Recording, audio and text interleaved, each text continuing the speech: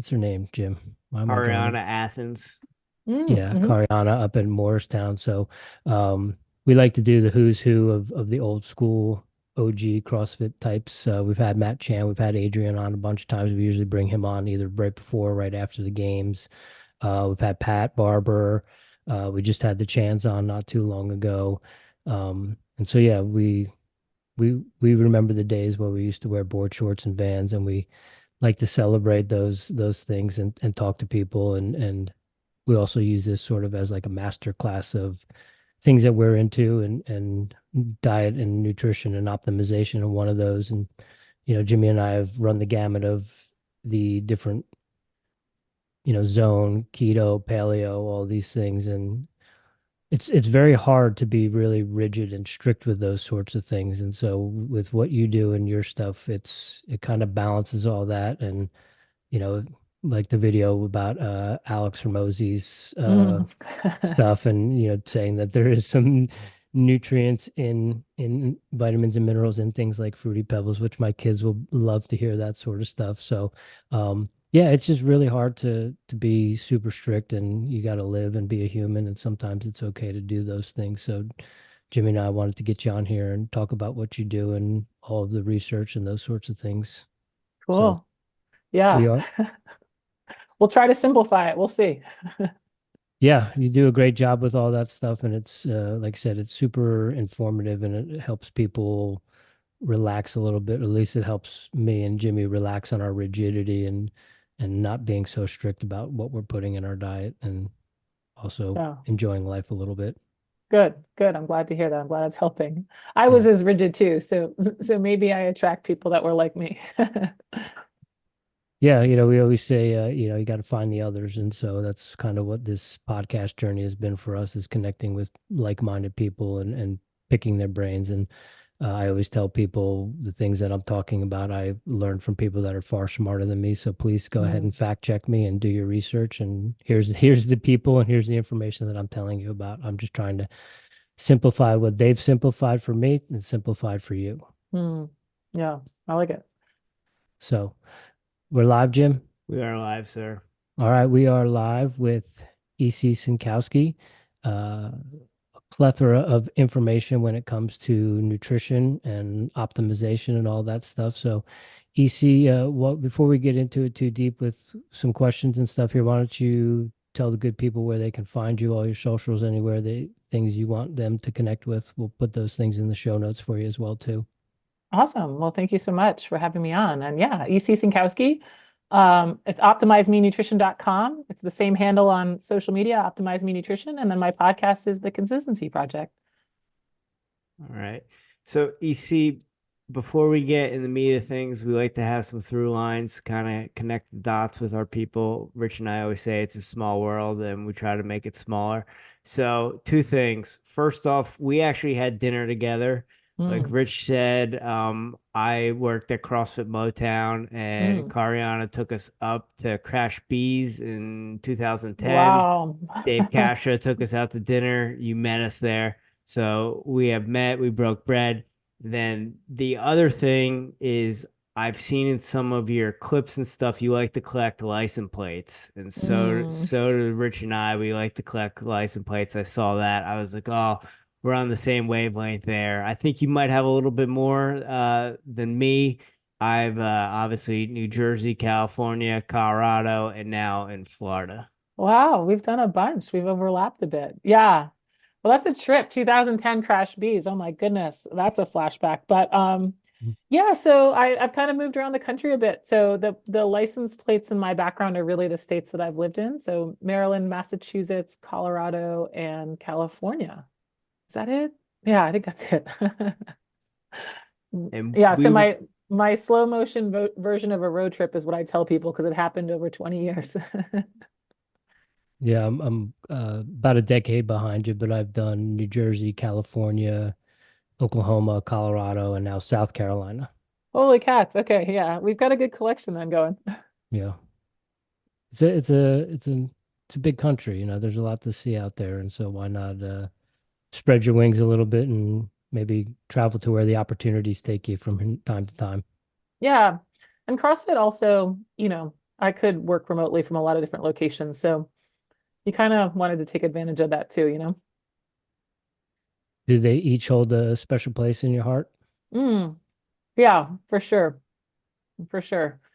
You know, you miss different parts of every place, you know. I feel like you just realize that every place has its pluses and minuses, just like different aspects or points in your life, or even different situations in your life. You kind of realize that everything has its ups and its downs, and everything's a mixed blessing. So Yep. There is no perfect place. there you go. Yeah. So, So, oh, go ahead, Jim. sorry. So we're living in a trendy society now. Diets, I mean, I guess always we have been, but I guess the older I get, the more you catch on to things. Carnivore, keto, fruitarian, fasting. There's a lot of trends, right? And what I'm experiencing, Rich and I grew up as wrestlers, so we have a strange relationship with food. I a Mm, little bit more than Rich. Rich is a little bit better than that, better than I am. That said, I'm curious to how you deal with people that come to you for nutrition help and guidance that are coming off, whether it be the keto or the carnivore, and they're having these super strict diets and how they kind of the good and the bad coming off those and how you kind mm, of get them into more balanced protocols. yeah. Yeah, I mean, I think some of it is how I market myself, but I do tend to get people who kind of, as Rich described already, when we first were talking, kind of been through a lot of different diets and the different trends in the CrossFit space. And so I typically have gotten people at the end of some trend or some series of trends. And I would say it's not that hard of a sell because they're coming to me because they wanted something else. Like they haven't reached what they wanted. So it's sort of like, well, that didn't work, right? That's why you're coming to me. So it's time to do something different. And so that's what I really lean into because, you know, if that was your panacea, then you wouldn't be reaching out for more help. But obviously, you haven't found what you wanted. And so now it's time not to do that. And we're going to try a whole different system. And that's how I try to really get some buy-in from them. And with that buy-in with the people that are coming to you, is it predominantly still weight loss, body composition, that Mm. sort of stuff, or are you encountering some people that maybe have tried keto or carnivore from like a from a health perspective or some sort of sickness like autoimmune? Yeah, I don't do a ton of specific sickness stuff because that would really have to be one-on-one work in like a medical nutrition therapy, which I technically have the scope to do, but I wouldn't do that in like a group setting. And that's typically how I run my programs right now is a group kind of master class. And so it's going to be more of the general weight, health, and performance. I would say a good contingent of my group is fitness focused. So definitely might be part of the CrossFit community or some type of proactive kind of fitness professional, definitely is who I often end up working with. But they do also tend to have the body composition weight goal. So basically what I'm trying to say is they tend to have a combination of goals. It's like they come in wanting the weight loss, but guess what? They're also really active. And so they don't want that to suffer. Oh, and then guess what? If you keep talking to them, yeah, they want a high quality of life. And yeah, they want to optimize for longevity. So it kind of reminds me of the CrossFitter just because they want it all, right? It's not really just one goal. They want this kind of multi-prong approach to nutrition. And so, where does the 800-gram challenge come Mm. from?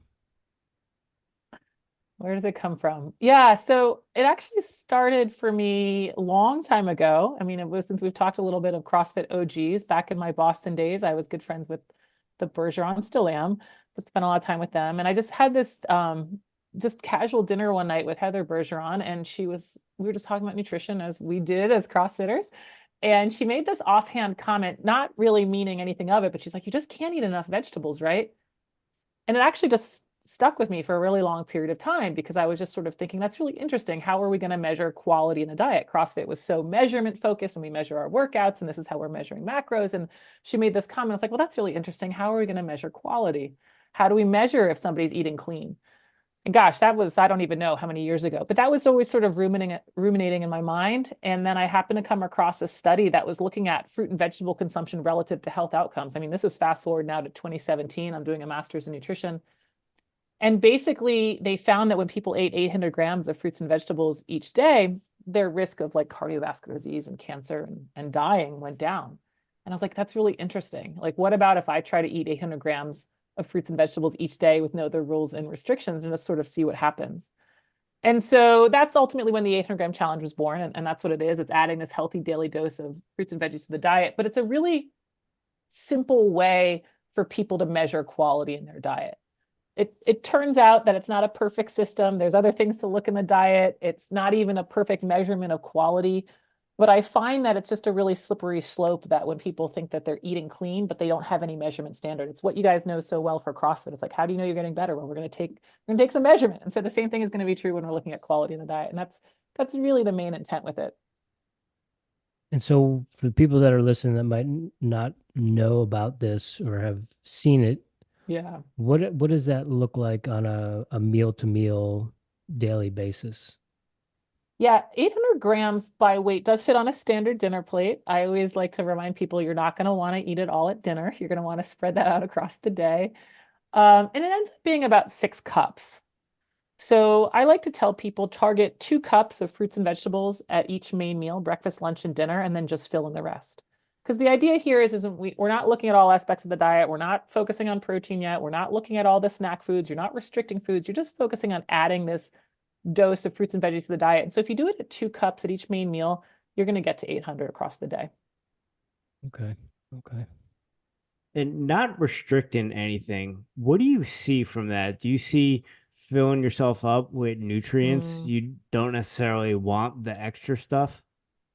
Yeah, that's sort of what I say is like the magic of the 800-gram challenge. And what I try to do a little bit on social media is do these comparison plates of how much food you can get for the same number of calories of a more processed, let's say brownies or chips or something like that. And so what people find is that this volume of fruits and veggies often displaces some of the more calorically dense stuff. But what you mentioned was really important, like the no restriction aspect. I think what you've probably done over the years, what I've done over the years is this really absolute black and white cut out some items. But ultimately, a sustainable diet includes the foods you love. So if you love brownies, we're going to figure out a way to include brownies. You know, if you love chips or alcohol or whatever it is, we're going to figure out a way to include that, and we can and still have a healthy diet. And so the idea is, hey, we do have to load up on a good amount of nutrients. And so we're going to get a good amount of fruits and veggies in the diet. That's going to help us cut down or control, I should say, those processed goodies probably to a better degree than we were doing before. So when Rich introduced me to some of your protocols, it was the 800-gram challenge that caught my eye because coming from the past couple of years being more meat based and it being no vegetables and it was almost sexy. I don't need to eat vegetables. All right, that's awesome. I can do that. Where do you think that comes from, and what do you think the problems can be if you don't have vegetables in your diet, and necessarily some of the fallacies that are, hey, vegetables are actually good for you and they're not bad for you? Yeah, I mean, I think carnivore, I've seen other influencers or experts say this, and I agree with them that I think carnivore is going to go down as like the most harmful diet trend there is. I can be talked into a low carb keto so long as there is enough plant matter and enough fiber in the diet. But yeah, to answer your question, I think it really is harmful from the standpoint of it's cutting out fiber, which I know is not an essential nutrient, but I would argue is an optimal nutrient. It's a way to optimize the food that you're having, largely because of its effect on your gut health. And of course, we're hearing so much about gut health and how it affects our immune health and all of these other aspects of our total health. So yeah, the lack of fiber. Also, when you cut out something like vegetables or fruit, you're limiting a great number of foods that provide us with the essential vitamins and minerals. So it's like, okay, we can't get around the fact that we need these essential vitamins and minerals. So let's go ahead and get them from a good source, which are going to be the fruits and vegetables. And then I'm not against saturated fat, but we do have evidence to suggest that, yes, excessively elevating saturated fat does tend to, in some people, increase LDL cholesterol. And that is one of, not the only, one of the risk factors for heart disease. And so heart disease is our top killer in the US. And so again, I just don't see that there's any real benefit of it. And what I do see that a lot of people who do it, they're doing it for weight loss. Guess what? We can lose weight in a lots more sustainable and healthy ways than cutting out all of these foods that are quite healthy for us. And could it also be too, like with anything, when you maybe aren't doing things you're way off the rails, whether it's your Mm. fitness or your diet, and then all of a sudden you start doing being a vegan, or you start being a vegetarian, or you start doing carnivore, or you start doing CrossFit. It's just this new stimulus that elicits these kind of responses, but then maybe over time, that's where you start to see the pitfalls and things like that, where you maybe go back to try to right the ship and get back to homeostasis, and that kind of comes back to eating fruits and vegetables and eating balanced meals. Yeah, I think you bring up a couple good points. I mean, the first is whenever we start a new diet plan, we tend to change other things in our life. We tend to get more into our workouts or get back to working out, or we tend to focus on sleep more because we're all jazzed up about this new diet program. So we just tend to have these other factors in terms of diet and lifestyle that we're also a little bit more keyed into. So how much of it is the diet and how much of it is just the motivation or adherence to other factors that are paying off in a positive outcome? And then, yeah, there could also be cases where people do actually lose some weight on, let's say, a keto or a carnivore type diet. And there are benefits of losing weight independent of the quality of the diet. And so in that case, in some case, it can be truly healthy for the person. But for most cases, it's not going to be sustainable. And we're probably will run into some longer term health issues. I mean, the body is remarkably resilient. So you go on this 30-day carnivore thing. I mean, people think that they've found this new diet. It's like, I don't need to know about what happens in 30 days. I need to know what happens in years, a year, 2 years, 3 years. But unfortunately, like a lot of people don't take that frame of mind. And so you're right. Like, yeah, across the long term is when we're going to start to see some of these health effects because the body is resilient in these short little stints that people try these trendy diets. Thankfully, they mostly fail and then they realize it's not sustainable. So no harm, no foul. But yeah, I think that's ultimately what's going to come to light for some people who stick with it. And where do you stand on supplementation? What are your Mm. thoughts on that? I know I heard you speaking with Pat and Boz back in, I think it was November, and you're talking about expensive pee and that sort of stuff. I'm curious, I always tell people the first thing they should look at is third party testing. Is that, Mm. because you guys were talking about some of the inaccuracies in terms of either way too much or not even anything. Is that kind of a good marker? And what maybe are your like three or four essentials if you have any? Mm. Yeah. Yeah, unfortunately, the US market is just not that well regulated. And so if I was going to buy supplements, I would recommend that third-party testing, NSF or USP, is kind of that third-party label. Now, what's interesting about them is those are just independent third parties. They're not regulated themselves. So you're sort of just now putting your trust in them. But at least it is a third party that's saying, hey, what's listed on the side of the bottle is actually what's in the product and nothing else. So it's not contaminated and the dose that you think you're getting is actually in the product. So it's great to have kind of somebody looking over the shoulders of the supplement manufacturers and lack of any government regulation. But yeah, I don't actually recommend supplements broadly. Now, this is what I think always gets a little bit confused. Are there cases and times when I think people should take supplements? Yes, but I think it should be on an independent level and a reason that is justified, whether or not it's a time period in their life, whether or not they have some deficiency, whether or not they actually have a treatment that or a condition that needs a specific treatment. And I can think of some gastro disorders that would actually do great with some supplementation. But from the standpoint of me just, going out on the internet and telling, okay, this is how to approach general health, weight, and fitness goals. No, I don't have any supplements that I would recommend. And some of that is we just don't even have the evidence that something like a multivitamin, which I could be talked into a multivitamin, like I really could. I mean, it's like, okay, give me the essential vitamins and minerals, right? But we don't even have evidence that the multivitamins are reducing our risk of cardiovascular disease and cancer, which is our two top killers. So it's sort of like, well, isn't that why people are taking this for some preventative health reason? And then it's not really paying off, A, and then B, we have oftentimes contamination or missed doses because of the lack of regulation. So it just kind of falls apart with any evidence of why I should be making these broad supplement recommendations. You're going to save me a lot of money next month, EC.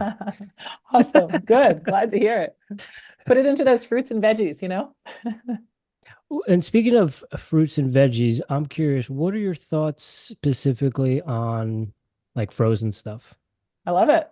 You do? I love it. I think it's Okay. great. And I think people often don't think it's as good as, yet it's often frozen at the height of right when it's picked. So right when it's most fresh, it's frozen. Where sometimes, and I don't want to make people worried about this because then sometimes people get in the weeds too much with nutrition. But sometimes, you have a fresh item, but it's been shipped for a long time and then it sits in your fridge. And so is that any more fresh than something that was frozen and is then stored frozen? Oftentimes not. But yeah, frozen is quite healthy and it's a great way to be more economical with fruits and veggies, right? Because that can be a pushback that I'll hear from people. And I don't agree with it in a lot of cases. But frozen is one of the great ways that you can make it really economical. And they can sell it for so cheap because they're just selling you on the label. They're not selling you on exactly how beautiful it looks sitting out on the shelf. And so they can save a lot of costs there and it passes on to the consumer. And I've also heard too that there's some possibility that you're probably getting, like you had said, the fresher version of it. You go, I can't tell you how many times I've gone and bought a thing of raspberries in a container, and you're going through them, and it's like, well, this one's got mold on it, this one's smushed. But when you get them Bringing bugs in the house. yeah, yeah, so Jimmy and I were just talking about that yesterday about the frozen vegetables and fruit. I tend to, it's real easy to go grab a bag of two bags of blueberries and chow on them or mix them into my yogurt and that sort of stuff. And I'll pack them up in the morning. By the time I get to work through my commute, they're defrosted and they're ready to go. And I've got my 2 cups to start the day. I love it. I love it. I think they're so easy. I think, like you mentioned, they don't have a lot of waste, because they don't go bad and you can leave them in the freezer for a little bit longer. I think they make nutrition just so much easier. And so, yeah, I'm also for canned as well. The 800-gram challenge, it can be frozen, it can be canned, so long as it's not canned in sugar. But yeah, I mean, I think that's one of the things that I really like to be vocal about is I think there's, I don't know what to describe them as, but there's some trends in the wellness industry that I really don't like. And they really try to, put out this idea that everybody needs to be getting, locally sourced organic kale and raspberries. And if you want to do that, I'm not against that. That's fine. But this idea that canned or frozen is less than is something that I think really needs to go because I think they are wonderful additions to the diet for anybody, really, because they're nutritious foods. So you just brought up trends that you don't like. Well, what are some of the trends that really grind your gears? Yeah. Well, yeah, I don't love the carnivore trend. I mean, again, I can be talked into a low carb keto with enough plant matter, especially if it's sustainable for the individual. That's a big thing for me. It's like, okay, I might not like something, but if it's sustainable for you and you're getting results, more power to you. So yeah, I don't love um, a lot of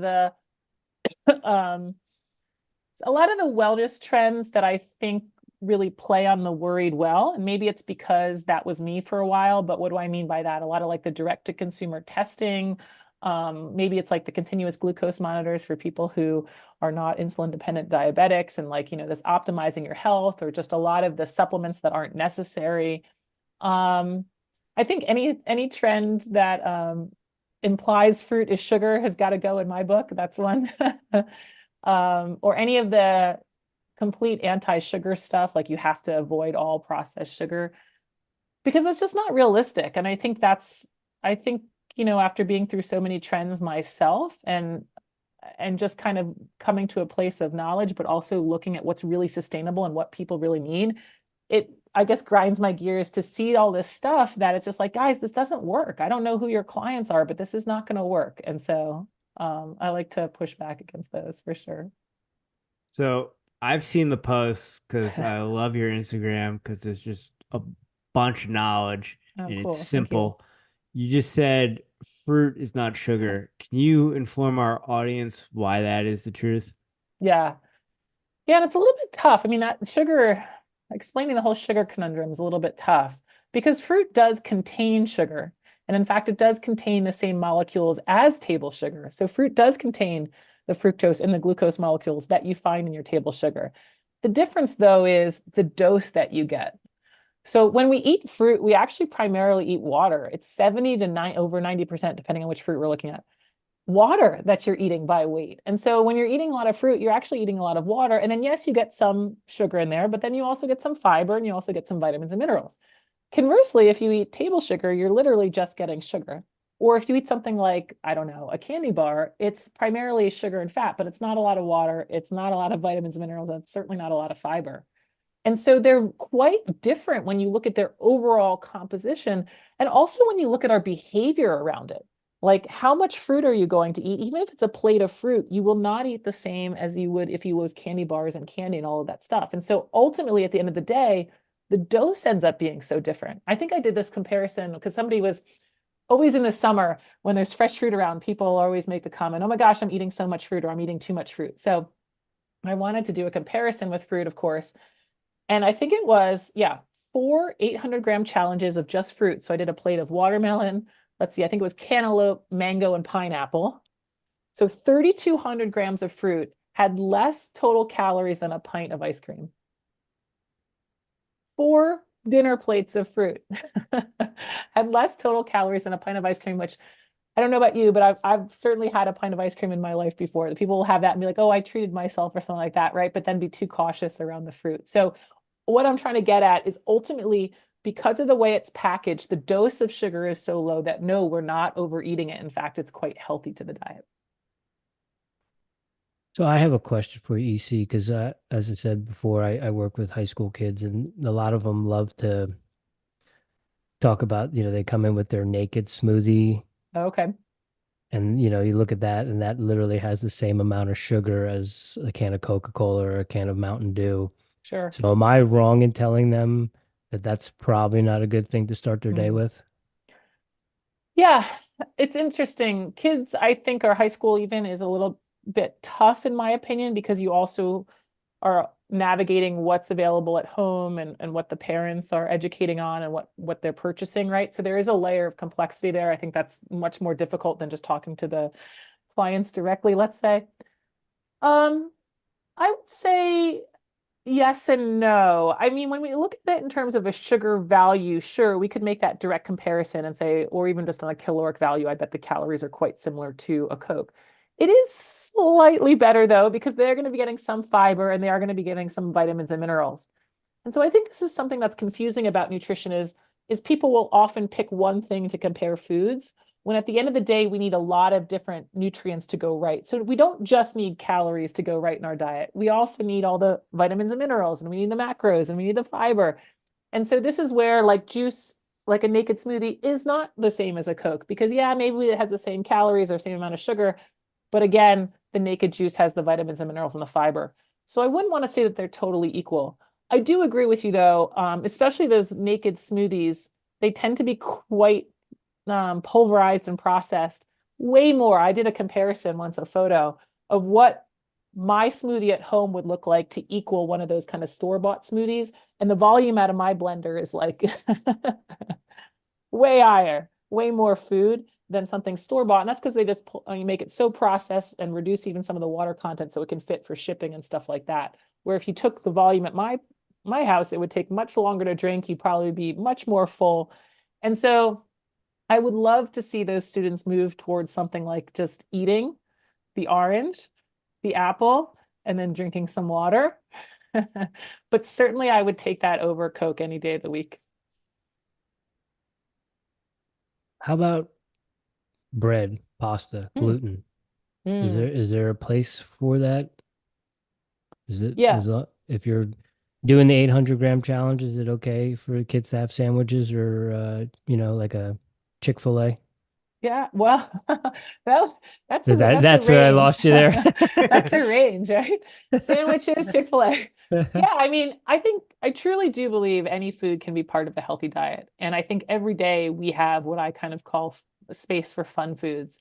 And some days that might be more of a fast food, something, maybe some fries, maybe a sandwich. And some days that might be more, I don't know, chocolate. And some days it might be alcohol, and you get the idea. Certainly bread can be part of a healthy diet. The problem with bread, problem is it does tend to be pretty high in calories for a low weight. So something like fruit, it's really, really heavy, but it's very low calories. And so we fill up and we feel really full, but we haven't actually eaten that much. Conversely, with bread, it's really easy to eat a bunch, not feel very full, but I've eaten a lot of calories. And so that's my only real caution against bread. Now, the gluten thing specifically, certainly if somebody had celiac, then yeah, they need to stay away from gluten. But for people who don't have celiac, or for people who don't have non-celiac gluten sensitivity, Bread can certainly be a healthy addition to diet, and whole wheat bread or something like that it can be a really good healthy food for people. Again, always within the context of making sure the diet's overall quantity is correct, and we're not just doing, only bread and Nutella all day or something like that. That'd be amazing, though. It would be quite delicious, but we can overshoot our calories on that diet really fast. Yeah, real quick. So from this conversation and going through your content, I would think that you can have a balanced diet and have some fun as long as you're staying true to the serving size. Hmm. Now, with that said, do you suggest for a certain period of time people do the weighing and the measuring of the food so they know kind of what that looks like? So in the long run, they're not overeating and they're getting the balance. So hey, if I want to have some candy or I want to have Chick-fil-A, I can have that because I'm balanced everywhere else. Exactly. And that's what I do in my master classes. I bring people through kind of my diet progression, but I also do have them weigh and measure everything. And we kind of look at the checks and the balances.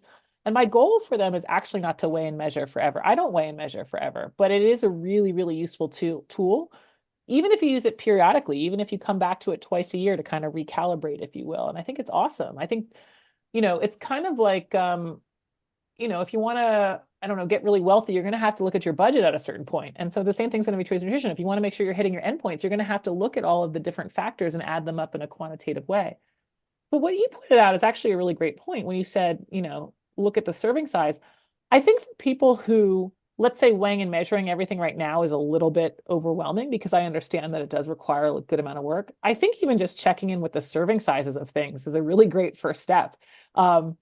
It's amazing how small 2 tablespoons of peanut butter is, or 2 tablespoons of coffee creamer, or anything like that, or even just a chip serving size or an ice cream serving size, to really quickly see, oh, wow, this calorie thing can get out of hand quite easily, even if I'm not eating that much food. So Rich had mentioned, bread, and you brought up celiac, and I seen that you even, you'll suggest some soy. And even with dairy, it's more of the serving size, opposed to if you overdo dairy, you're gonna have an issue. So are there no hard, like, don't eat this, don't eat that? It's more, if it works for me, it works for me. If it doesn't work for me, it doesn't work for me. Yeah, for sure. Especially with any of the whole foods. And I think that's what, if I'm remembering the dairy post correct, what happens a lot of time on these restrictive diets like paleo or even the no sugar, it's not that people are really overdoing the plain skim milk. It's not that they're like wildly, overshooting the cottage cheese. It's that when they cut out dairy, they ultimately have to cut out the chocolate ice cream or the chocolate covered espresso beans or something like that. And so a lot of times when we have these restrictions to include no dairy or to include no grains, we find that a lot of the processed foods go. And that's okay. I don't want to say they have to go, but it's okay to cut back on that stuff, because that is the stuff that we're overeating. But if we look at the whole food versions of the dairy and the grains, and we look at what happens in the research, we find that health outcomes improve when people have dairy in the diet or when people have whole grains in the diet. That's consistent. I mean, whole grains is consistent decreasing health risk with it. But when I talk about whole grains, I don't mean sugar-laden cereal made with grain. I mean whole wheat bread, right? And so I think that's the difference. And it's hard for people to see. It's like, well, I cut out grains and I, feel better, or I lost weight. It's like, think about all of the things that cut out of your diet besides whole wheat bread. It was the chips, it was the crackers, it was the pizza, and all of the stuff that went with it. Yeah. But very long way to say that I don't think anything needs to be cut out of diet. I don't have any hard black or white, this needs to be restricted. Right. So I think I'm gonna regret asking this question, and I think you're gonna crush my reality right now. Uh-oh. What are your thoughts on fasting? I might not crush your reality. I don't, again, I'm first gonna wonder why the person's doing it. So are you asking from a health point of view? I'm asking for a friend. Former wrestler. Yeah, so honestly, I know the answer is gonna come back to, hey, you need to weigh and measure your food. I tend to overeat. If I have that eating window, yeah, that kind of refines me into, I can get all my calories in this time, and then the problem's not going to occur later in the day. Rich will probably tell you it's probably not the healthiest how I live with that, but that's kind of how I navigate through those. Yeah. Well, so that's I mean, that's why I love asking the question, because you sort of answered it for yourself. Like you've figured out that for you to control quantity more effectively, the fasting window tends to work better for you. That by limiting the times at which I can eat, I don't eat as much. And that's really the magic of fasting. And for people where it's truly sustainable and they get the results they want, like I'm all for it. What I find though is people think that fasting is doing something really unique above and beyond quantity control or calorie control, and that it is not. And so that's what I like to explain to people, because I do also find that sometimes people are fasting simply because they think it's a weight loss mechanism. And again, if that's the way that you sustain your diet, okay. But if it's not sustainable, or you don't enjoy it, or it doesn't fit with your life, or it's too hard to keep up, or whatever it is, okay, well, we have to figure out another system. And guess what? There's lots of other ways that we can lose weight in a sustainable way. I think the other thing that I don't want to say I don't love about fasting, okay, but I don't love about fasting is you have this window in which you kind of are allowed to eat whatever. Now, ultimately, good nutrition requires you to get those vitamins and minerals and fiber and the right calories. And so maybe you get the calories more correct because you've limited the time that you've eaten, but I still haven't given you any instruction of like, hey, are you going to eat those fruits and veggies? Did you get enough fiber? And so that's the other thing I don't love about fasting is people may still be resorting to not such great quality foods when they go to eat. Is that better than overeating? Yes. But is that as the best that we can do for nutrition? No, we want to make sure that we're getting in enough of the right vitamins, minerals, fiber, etc., in addition to getting the calories right. All So I right. didn't crush your dreams, right? No, I can handle that. I definitely think there's a little bit more balance I can have Yep. as far as make sure I'm getting all the nutrients I need, but I can handle that. Yeah. Rich, I have one more for EC. Do you have anything for EC before we get into the final four? Yes, but it's not necessarily nutrition related. Neither's Oh, mine. okay. Well, Okay. I don't give advice on politics or No, No, no, no, no. I no. have a I, I I can was stay just in the fitness and health realm. Let's yeah, do it. yeah. yeah, yeah, That's yeah, just yeah, yeah, yeah. No, I was just gonna ask EC, what does fitness look like you these Oh days? yeah. Yeah. Look like for you, I should say.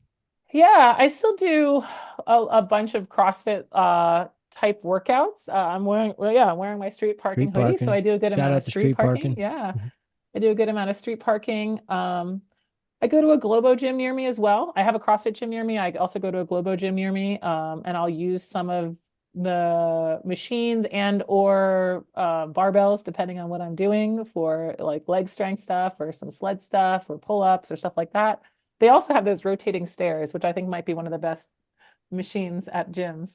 So I like to use that. So yeah, I wouldn't say it's that far off from kind of CrossFit stuff. I will say that I just don't lift as much as I used to. I still do strength stuff on strength days, but I would say that my Metcon type activity doesn't incorporate as much weight as it used to. so you said no politics. So I don't know if you're going to answer this one. What Okay. are your thoughts on the current state of CrossFit? What is the current state of CrossFit? I don't actually know which way you want me to go with that because I don't totally follow.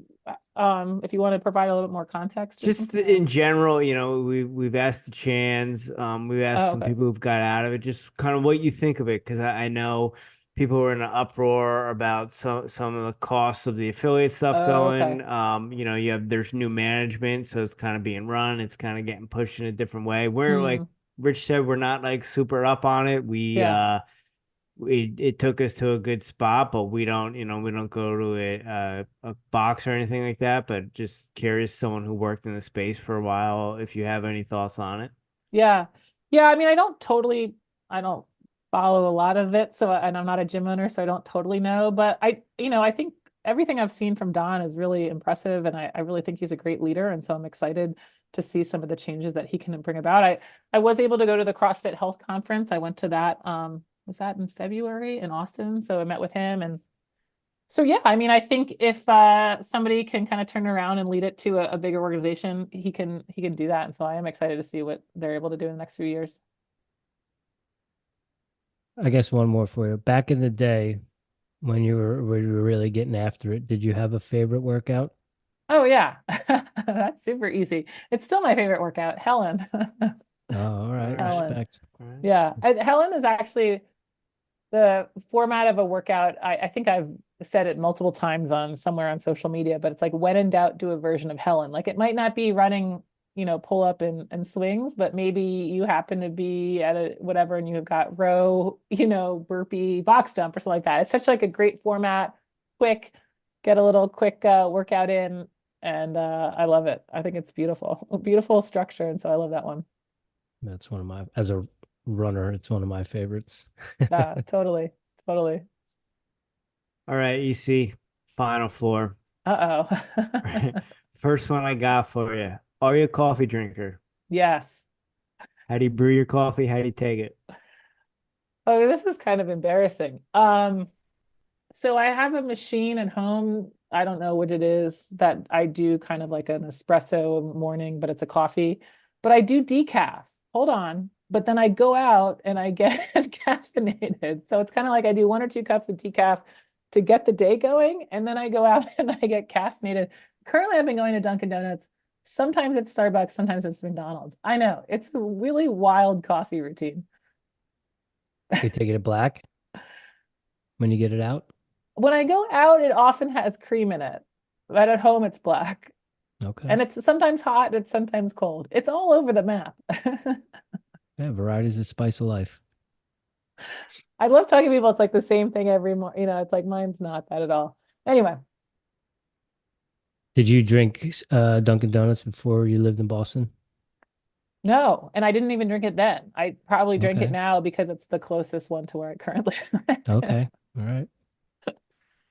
EC, do you have any daily practices or rituals that you do on a regular basis to show up as the strongest version of EC Synkowski? Um, Honestly, I think the exercise has been kind of the cornerstone. And, I've said this a couple times, and I feel like I believe it more and more. The more I work in nutrition, the more I think exercise is the unlock for people in nutrition. And the more I think it really sets the foundation for kind of yeah, identifying as a healthy person and even kind of like having the mentality to tackle hard things and all of that stuff that CrossFit's talked about, the greatest adaptations between the ears. So yeah, I think that exercise is kind of my daily practice. And I've worked out 5 days a week, God, since 5th grade. I don't know. It's been a while. It's been a while. So that's pretty much on lock. And so is my 800-gram challenge and my lazy macros. I do that. Like I don't just tell people to do it. I do it. I've been doing the 800-gram challenge since I created it. Granted, not every day is perfect. I think I'm over 90% consistent when I last measured it across a year. But yeah, I mean, I think there are habits that really allow you to kind of pursue other things and have energy for other things in your life and all that stuff. So yeah. Are you a morning or evening or whenever you can fit in your workout? I wanted to go back to morning, but so far it's been the evening for the last, like the 4 to 6 p.m. hour, somewhere in there. It's been that way probably for the last, oh God, 6 plus 10 years. I don't know. But yeah, I kind of am like, wouldn't it be great to go back to morning like it was when I first started CrossFit? I haven't been able to do that though. I haven't gotten the morning motivation yet. Do you prefer solo? Yeah. Yeah. Uh-huh. Yeah. A lot of times it's just to get it done. You know what I Yeah. mean? It's not that I don't enjoy the class or stuff like that, but oftentimes if you got a 20-minute window, okay, let's get it done. Okay.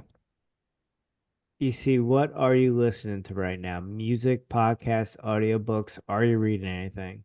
Wow. What am I'm trying to look around my room. So I have to do a good, I don't have to, I get to do a good amount of reading for my job. And I oftentimes am reading PubMed articles. So I have to admit that my personal time is not often spent reading. Um, I have been listening to a bit. My friend, from OG CrossFit, John Gilson, he started a podcast with Patrick, my podcast co-host as well, called Optimal Agency. So I've been dipping into their podcast a bit, which has been fun. Um, and so yeah, that's probably been occupying a good amount of my time. What do you listen to when you work out? Ooh, I don't like these questions because people are like, wow, you're really not that interesting. Oftentimes that type of podcast or even just silence or whatever is on in the gym. I don't often wear headphones in the gym. Okay. I know people are like, wow, that's really weird, but that's how I roll. Okay. Now that I just remembered that we were probably not cross paths, but we overlapped in Denver. Did you ever take in any 14ers? I didn't. I did though. I actually did. So gosh, my late 20s, I like to tell people I quit life, and I did for a summer, and I worked on a farm near Glacier National Park. So I'm not going to remember the name, but I did a 14er up that way. But somehow during my Colorado stint, I did not do any 14ers. Okay. Do you own a Melanzana hoodie? No, I No. don't think I Okay. know them. Didn't do any Okay. 14ers, bro. It's Leadville it's company. an outdoor clothing company Oh, based okay. cut and sew based out of Leadville, where they use Polar Tech fabric from Tennessee, and they hand sew everything in the store in Leadville. Oh, wow. I don't think I'm like authentic enough of an outdoor person for that type of gear. Okay, understandable. They would be like, this woman doesn't get one of these. They're hard to come by these days. Right. Right. I've climbed enough 14ers on the rotating stair mill, but I don't think that's what the company's after. It's funny you mentioned those rotating Stairmasters because we have two old school ones Mm, at my facility, and the kids are like, "What is this?" I'm like, "It's a Stairmaster." Like, no, it's not like the escalator. I'm like, "Well, this is what we have." right, right. Uh, EC, last one we have for you. Do you Yeah. have a guilty pleasure or guilty pleasures? Well, I think people, if they follow me on social media, they might have seen it, but I do really like really sweet candy. I actually enjoy Peeps, like the Easter marshmallow candy, which is people are like, wow, that's for like 5-year-olds. But yeah, I really do enjoy that. Or even really like frosting. So if you were to give me a cake, I would just probably eat the frosting.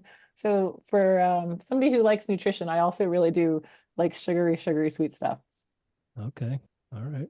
So you just came off of Peep Heaven then, just getting I through did. the Easter season. I Do you still did. have any in your stockpile? No, I only I don't buy that. I mean, because I like them, so I don't buy that many. But yeah, I typically get, a few sleeves, and that's going to be okay. Do you like them fresh, or do you like to open them up and leave them out and let them get a little stale? I'm not I'm not like I don't have a specific way. I take them all ways, but I am strict that I only do the yellow Easter ones and preferably the yellow chicks. I don't do all the crazy flavors at other times in the year. Okay, all right. I'm very, I'm very traditional about my peeps, but I enjoy them. All Have right. you have you ever had them chocolate dipped? I haven't. They're delicious. Okay. I can be Yeah. talked into that. Yeah. EC, thank you so much for your time and your knowledge tonight. I really enjoyed this conversation, and I know our fans are going to enjoy it as well. Yeah. Thank you so much for having me. It's been fun. Yeah, absolutely. EC, one more time, where can everyone find you? OptimizeMeNutrition.com, Optimize Me Nutrition on Facebook and Instagram, and then the Consistency Project podcast. Awesome. Thank you so much for your time. It was an honor and a pleasure to